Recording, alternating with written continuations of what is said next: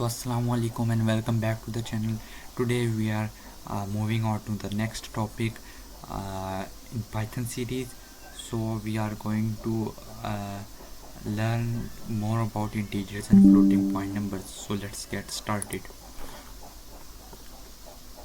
So first of all, integers and floats are primary numeric data types in Python, and the revision of what we have already learned, that integers are whole numbers which are either negative or positive. So we can perform an addition just like we do in algebra, and subtraction and multiplication and division.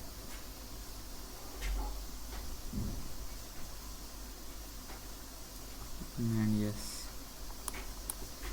division. So floats are positive or negative numbers with decimal points like 3.14 minus 0.5 and also 0.0. So just like we did basic arithmetic operations on integers, we can do the same with float data types. Like we can add them, subtract them, multiply them, and divide them. If you want to add an integer to a float, the result is automatically converted to a float. Okay, so if you want to add 56 and 5.4, so you will get 61.4 with the decimal, so it will be automatically converted to a float. So if we mix integers and floats while doing some arithmetic operations, then Python will return a float as a result. So we can also do some complex arithmetic calculations like getting the remainder of division of two numbers using a modulo operator, which is percent sign, and floor division, exponentiation with both integers and floats. So how do we get the remainder? So modulo operator returns remainder when the value on the left is divided by the value on the right. So integer 1 is divided by integer 2, 56 is divided by 12. So 56 is divided by 12. So it's not going whole. So the quotient is not an integer, so we will get a remainder, and this whole operation will return as a remainder, not the quotient value. Yes, here it is written 8, and two float values are divided and remainder is given and stored in the mod floats variable that is shown here. And float division divides two numbers and returns greatest integer less than or equal to the result. Okay, this is done with the double forward slash operator. Okay, so we can remove the float on the decimal number with a point to an integer. So the quotient was 56, so the quotient for 56 divided by 12 was 4.6 something and 7, but we have omitted the 0.67 part and just have the integer part, which is 4, and this is the most closest and greatest integer to our result, and just like that it is here. The float division is 2.04 two floats divided by one another. Exponentiation raises a number to the power of another and is done with a double asterisk operator. So we can raise an integer or float to a number. So we are raising the first integer 1 to the power of integer 2. So 12, so 56 is raised by to the power of 12, and if 5.4 is raised to the power of 12.0.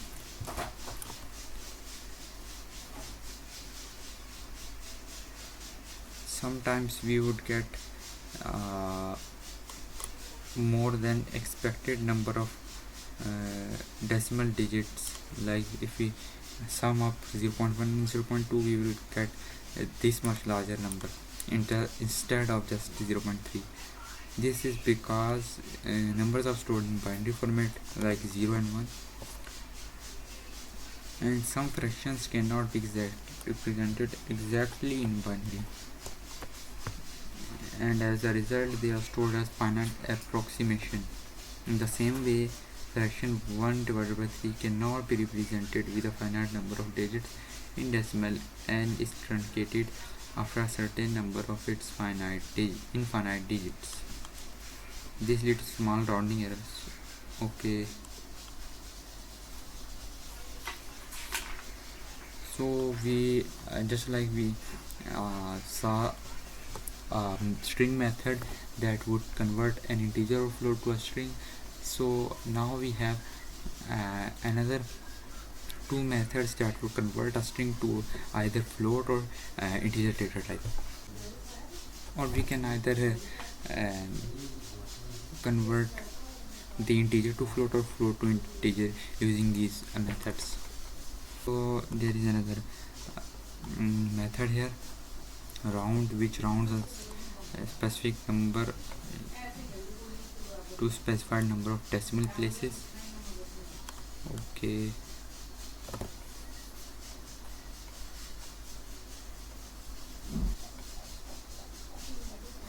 by default it this function rounds to the nearest integer and returns a whole number with no decimal places. Okay, so this is 4.798. When we round it, we would get 5 because 5 is closer to this, and for 4.253 we would get a 3 because we have rounded it. Okay, ABS absolute value of a number. Okay, ABS returns the absolute value of a number, and power raises a number to the power of another or performs modular exponentiation. Or okay, this is just same as writing the double asterisk operator we talked about earlier, or we can use the POW method through which we can raise the first argument to the power of second argument. So 2 to the power of 3 is 8.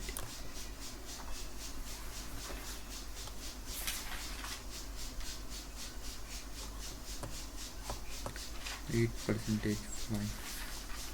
Okay, if we give another third argument, it will divide the result of first two, which is raising the first argument to the power of another, and the result would be divided by the third argument, and we would get the modulo, which is remainder. So let's practice this first.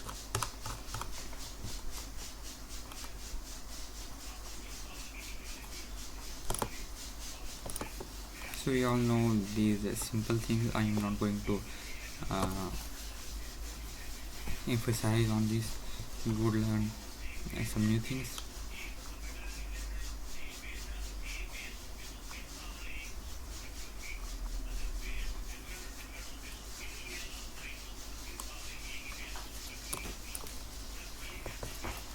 we are going to make another file.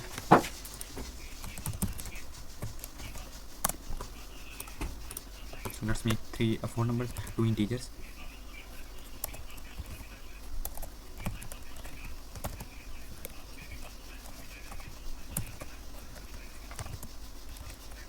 And two floats.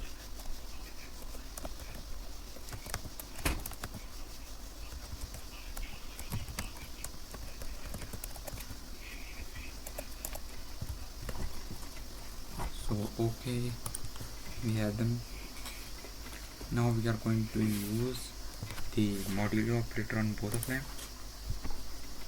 Modulo operator on both of them. So we are going to make another variable mod int and int1 modulo int2 and modulo for float 1 divided by float 2 and give me the remainder of the division of them, and it will be stored in the mod float variable, and same goes for the mod int variable. So let's print both of them. Mod float mod int. Let's run our program. Okay, so we are getting the mod 12 for first and 0.70011 for the second. And let's move on to the double slash operator, which is floor operator.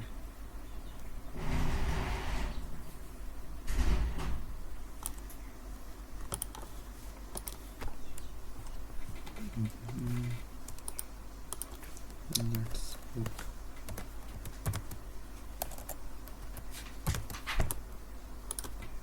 a string behind that so our output becomes clean.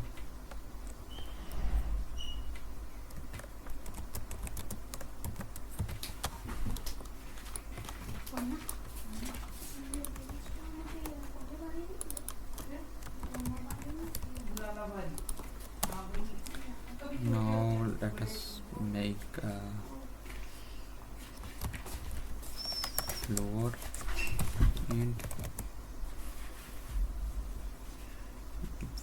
int and we would get integer 1 double slash operator and integer 2.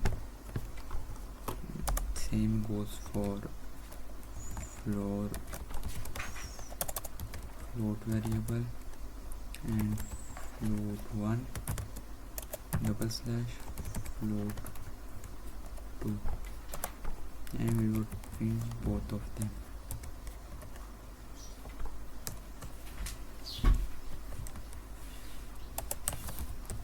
Float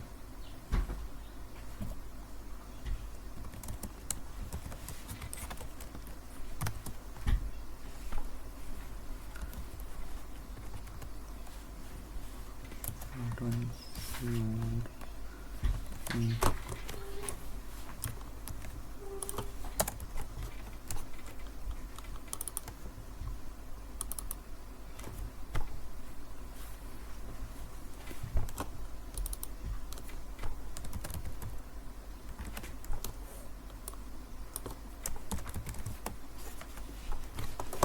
Now let's check floor of ints 0 and floor of floats 3.0.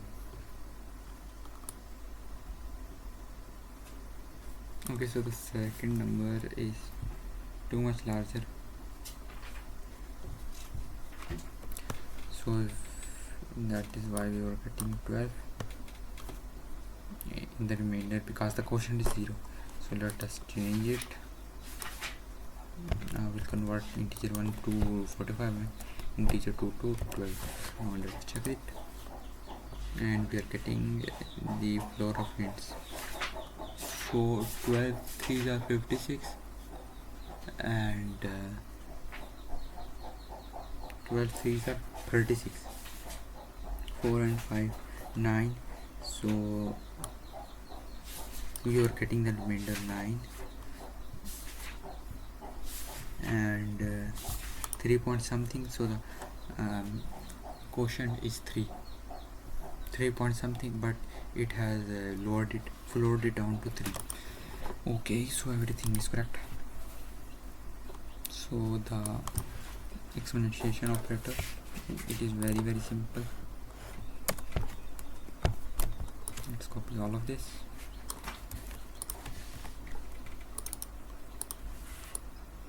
And change all of these.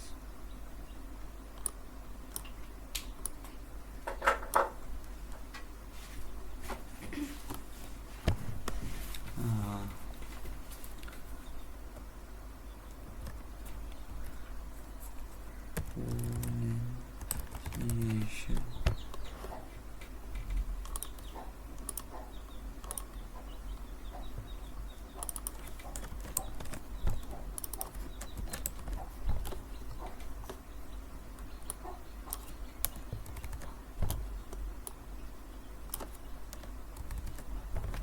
Okay, so we are raising 45 to the power of 12 and 23.5 to the power of 7.6. So we are getting, like, we can raise 2 to the power of 5, so we should get 33 here, 32 here. Yes, okay, everything is right.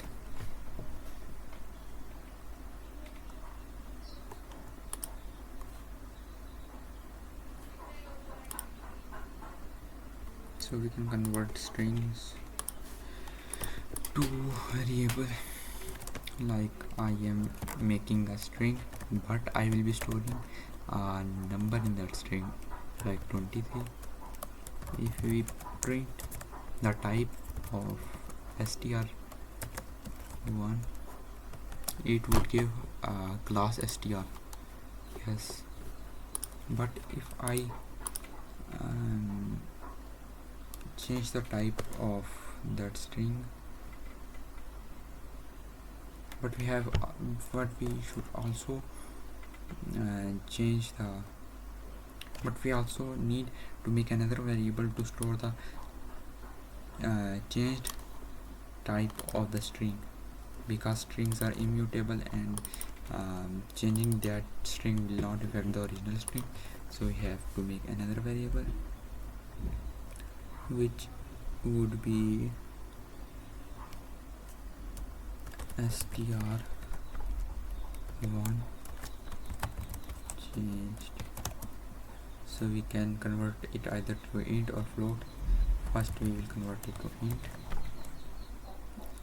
and give the string name str1, and now we would check. It will again give str, because main string is never changed, but we can check str1 changed. It will give us class int. Yes, we can also convert it to float. It will give us again float. So yeah, and we can also make and we can also convert our int variable to int1 to a float.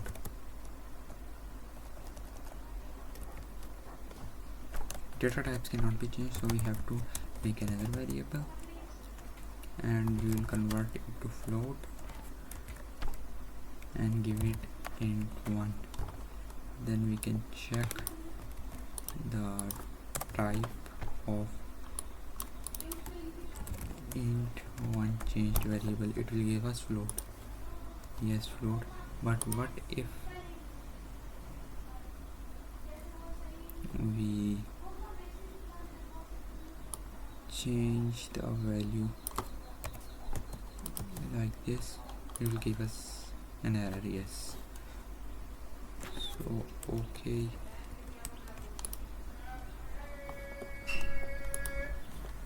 Yes, in the same way we can convert float to an integer, but I'm not going to do that.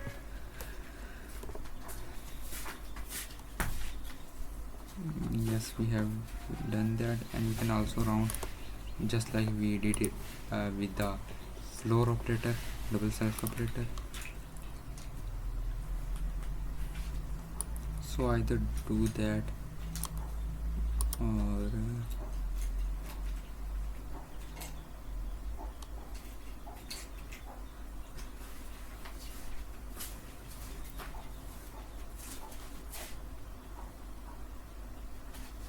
okay. So I have not seen that before, that this method can take more than one argument.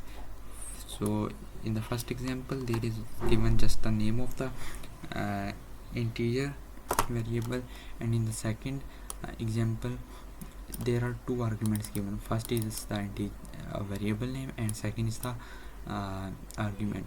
So what it does, it rounds the integer to a specified number of decimal places. So we want to round that number to one decimal place, so we are getting only one decimal place. But if we did not give that extra argument, it would just give us nearest possible integer. So if we had given here comma 1 as a second argument to the rounded integer 1 variable, it would make the result to 4.8 instead of 5.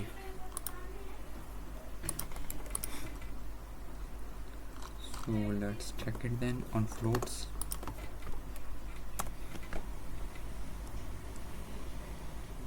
I'm not going to make another variable for that. I'm going to do just all of it in the print function. So we are giving it float 1,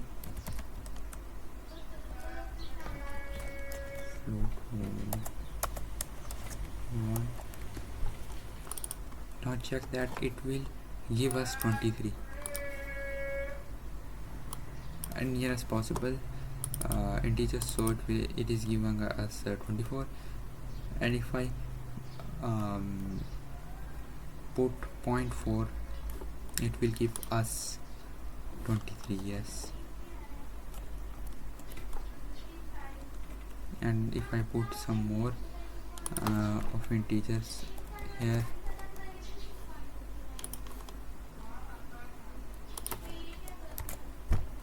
it will now and also I give another argument like one more decimal place, then it will give us 23.8. and yes, it is giving that. ABS gives the absolute value. So if my integer is minus negative, it will give me absolute value.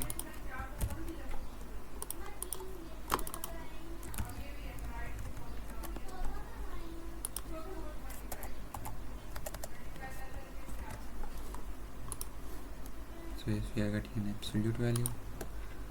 And power just does the same thing we did with the double asterisk operator.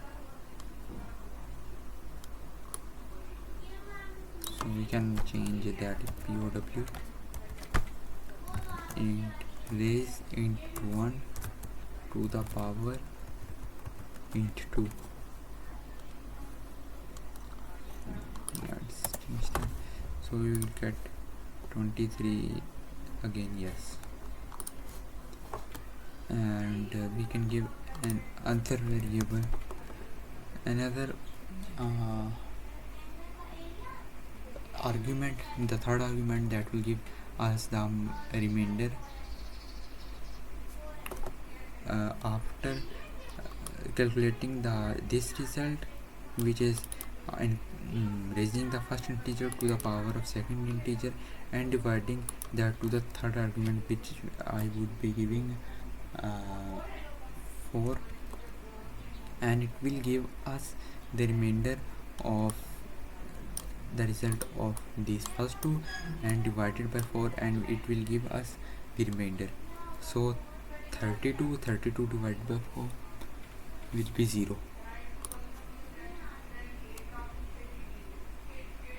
Yes, it's seen as 0. What does the double slash operator does? It flows. Yes.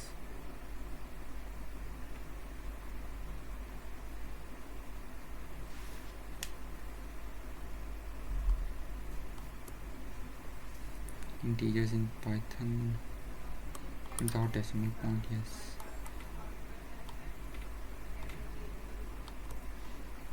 APS. Okay. So we have done the first lesson and learned about integers and floats in detail. Tomorrow we will learn more about augmented assignment, and then we will make another project. Till then, Allah Hafiz.